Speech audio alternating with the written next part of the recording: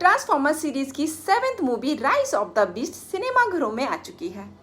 जिन्होंने अभी तक ट्रांसफॉर्मर्स सीरीज की कोई भी मूवी नहीं देखी है, वो इस मूवी को देखने का प्लान कर रहे हैं, तो आपको परेशान होने की ज़रूरत नहीं है, क्योंकि आज मैं आपको बताऊंगी ट्रांसफॉर्मर्स का वो इतिहास जो आपको हेल्प करेगा इस मूवी को समझने में।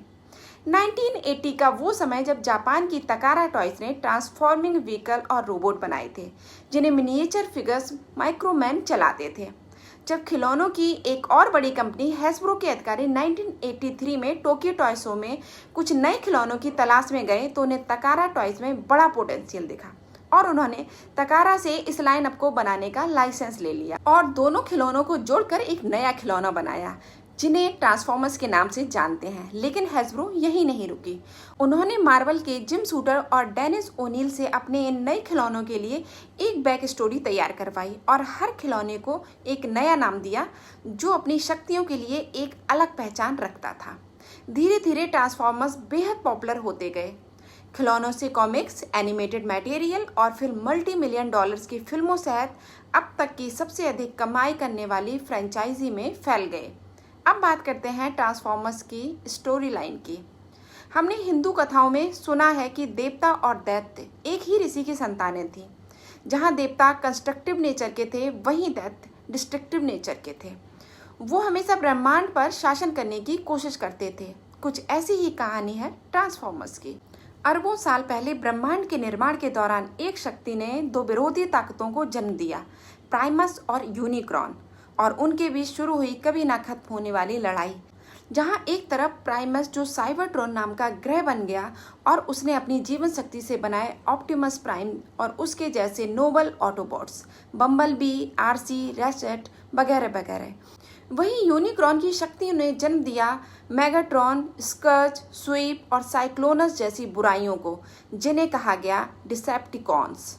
ऐसे ही ऑटोबॉट्स और डिसेप्टिकॉन्स की सालों चलती लंबी लड़ाई में एक ग्रह पर ऑटोबॉट्स सरवाइव करने के लिए मैमल्स, बर्ड्स और फिश जैसे रूप में बदल जाते हैं, जिन्हें नाम दिया गया मैक्सिमल्स। वहीं डिसेप्टिकॉन्स बदल जाते हैं रेप्टाइल, एम्फीबियंस और इन्वर्टिब्रेट्स में, जिन्हें नाम दिया गया Predacons. Transformers rise of the beast में आपको मैक्सिमल्स और ऑटोबॉट्स मिलकर डिसेप्टिकॉन्स और प्रीडेकॉन्स से झगड़ा करते दिखाई देंगे। अब बात करते हैं राइज ऑफ द बीस्ट की कहानी की।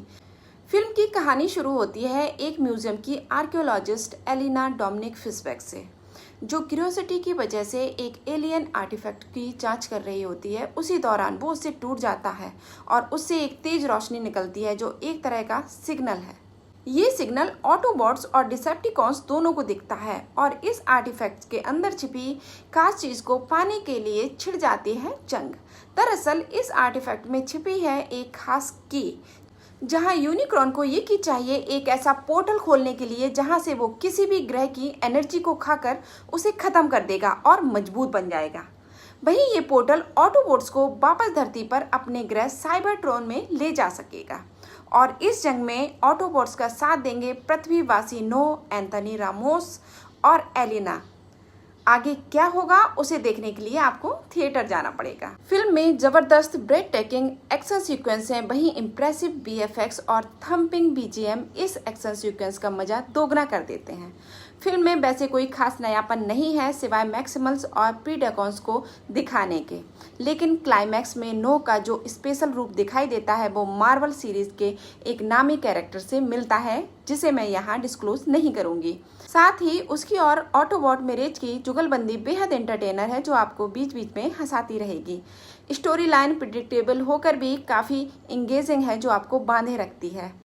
इससे पहले आई बम्बलबी एक सॉफ्ट रिबूट थी और अब राइज ऑफ द बीस्ट इसी की सीक्वल कही जा सकती है।